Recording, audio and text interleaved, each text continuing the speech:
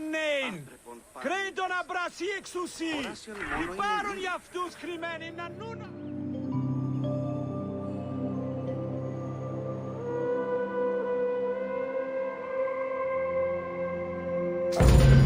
Boas-vindas a Amuletos e Rituais. Antigos egípcios acreditavam que o mundo era um lugar caótico, cheio de forças sobrenaturais. Eles sabiam que a arte e as palavras davam vida e poder às coisas. Esculpidos com imagens de hieróglifos ou silhuetas de deuses, amuletos eram objetos muito pessoais que afastavam perigos e doenças ao mesmo tempo que atraíam sucesso. Alguns amuletos eram temporários, destinados a resolver um problema específico, enquanto outros eram para ser usados no além.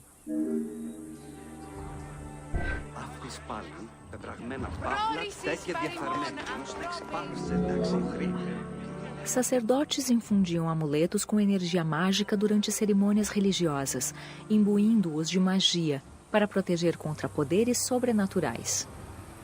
Os egípcios mais abastados podiam obter pingentes divinamente ordenados, que ocultavam uma fórmula mágica escrita em um pedaço de papiro. Funcionavam como um feitiço exclusivo, criado para o proprietário.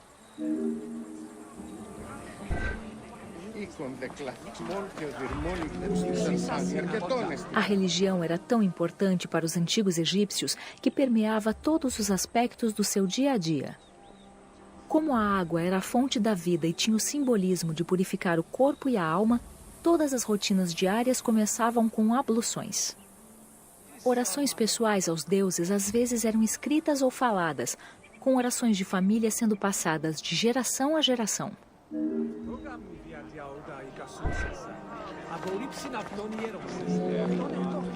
Havia um calendário completo com todos os dias religiosos, tanto bons quanto ruins, ilustrando os rituais diários apropriados. Além de vinho, leite e ungüentos, as oferendas aos deuses iam de pequenos amuletos a estátuas em tamanho real e santuários de família. Durante o período greco-romano, as oferendas aos deuses consistiam em animais mumificados: gatos para Bastet, cães para Anubis e pássaros para Tot.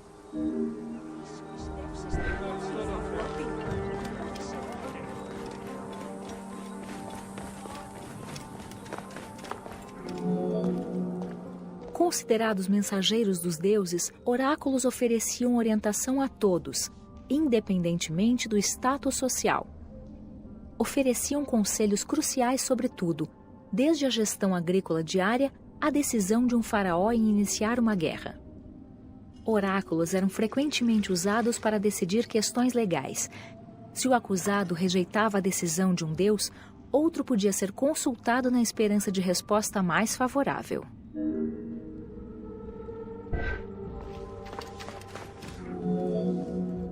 Foram oráculos que guiaram o marinheiro grego Bato à costa da Líbia, onde ele fundou uma colônia conhecida como Cirene. Durante a campanha de Alexandre o Grande pela conquista da Pérsia, ele consultou o oráculo no templo de Amon, no oásis de Siuá, e posteriormente foi ordenado um ser divino.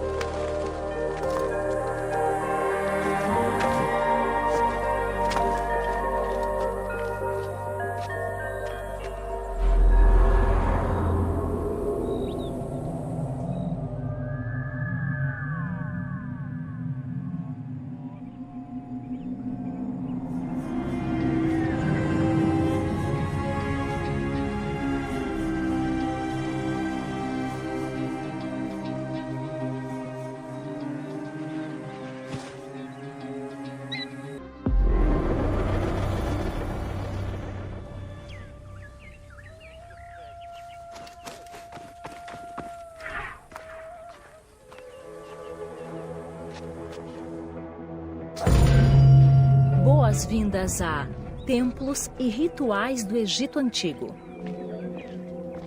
Durante os rituais e festivais, o deus era carregado numa barca solar entre as áreas do templo ou entre templos de cidades diferentes.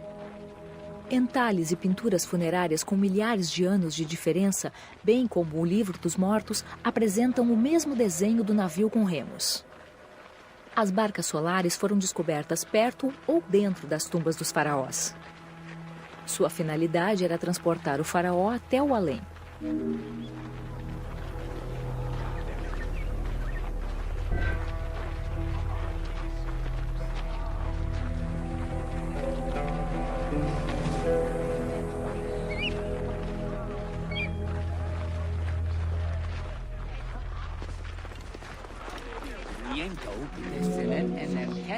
Os antigos egípcios acreditavam que Ra, o deus do sol, viajava pelos céus num barco conhecido como barca solar. Acreditava-se que a barca solar cruzava terras mitológicas.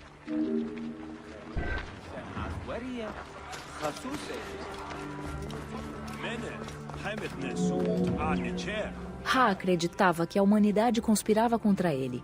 Ele mandou Sekhmet, a deusa da guerra com cabeça de leão, matar todos os humanos. Para seu desgosto, Ra percebeu que não sobraria ninguém para adorá-lo caso todos os humanos fossem eliminados. Para deter a fúria de Sekhmet, ele tingiu a cerveja de vermelho com suco de romã para que ela parecesse sangue. Sekhmet bebeu cada gota de cerveja que encontrou e acabou desmaiando de embriaguez. Quando despertou, ela estava mais calma e seu rosto de leão se transformou em Bastet. O Festival da Embriaguez era celebrado em homenagem a esse mito.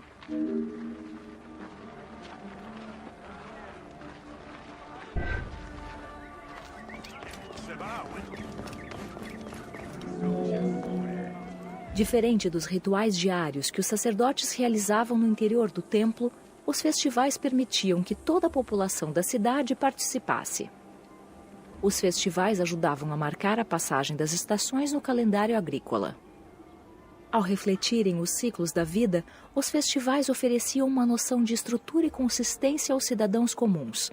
Isso contribuía para preservar a ordem que os faraós deviam garantir para os cidadãos do Egito como parte dos seus deveres divinos.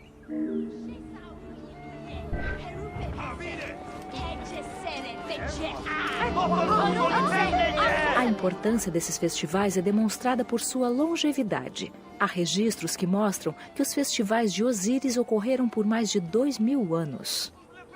Alguns festivais serviam para reforçar o controle do Estado e promover o poder do rei. Os festivais de Opet e Sed foram especificamente elaborados para celebrar a renovação do poder do rei.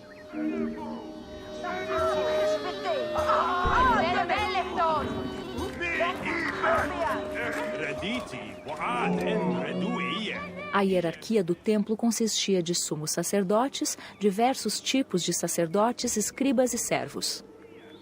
O sumo sacerdote era conhecido como profeta. Algumas divindades tinham até 4 profetas, que eram os encarregados da realização dos rituais mais complexos e avançados.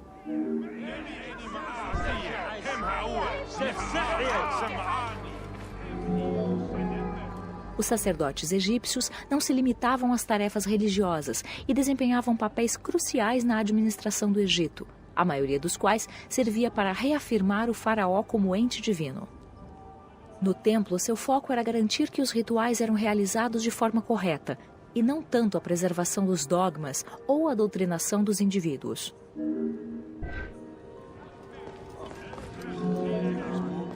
Os escribas eram os guardiões das ciências sagradas. Alguns sacerdotes eram associados a ritos funerários e considerados como detentores do conhecimento médico. Os servos do Ka eram sacerdotes de nível mais baixo e carregavam comida e oferendas nos rituais funerários. Os sacerdotes leitores se distinguiam por sua capacidade de leitura, e seu principal dever era recitar textos religiosos especializados no templo e em rituais funerários.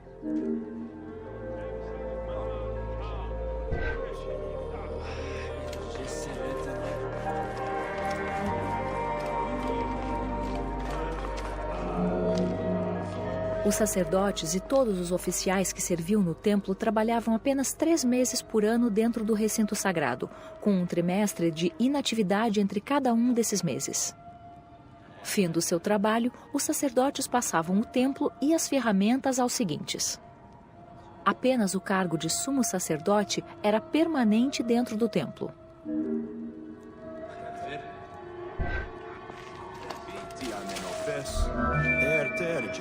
A parte mais sagrada do templo era chamada de Djeser Djeseru, ou a mais sagrada de todas. A deidade do templo era colocada no mais sagrado dos santuários interiores. Apenas os sacerdotes podiam entrar nele. Realizavam-se oferendas e rituais que nem mesmo o faraó podia testemunhar. Nossa equipe decidiu permitir o acesso dos personagens a este espaço em alguns templos, embora fosse uma área reservada aos sacerdotes.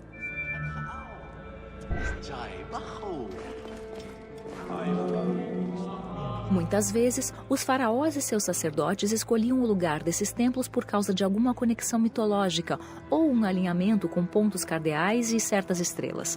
Depois de selecionado, realizava-se um ritual de inauguração. O faraó precisava completar 10 passos durante o ritual, o qual exigia uma mistura de oferendas e técnicas específicas de construção. Assim que a estrutura do templo estava completa, começava a construção da Câmara do Santuário, ou Naos.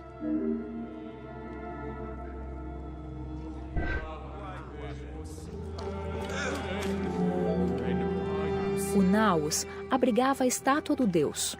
A representação da deidade era geralmente em pedra ou madeira e decorada com ouro, prata e pedras preciosas.